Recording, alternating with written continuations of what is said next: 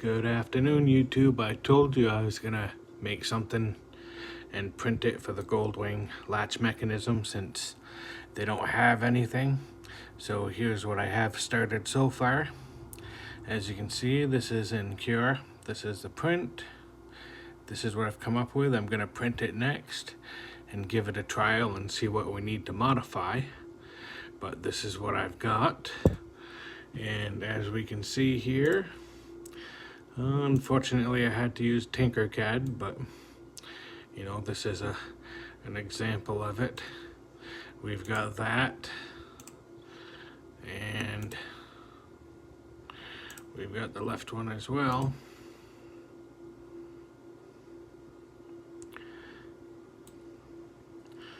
And if this works, they will be going up on the site.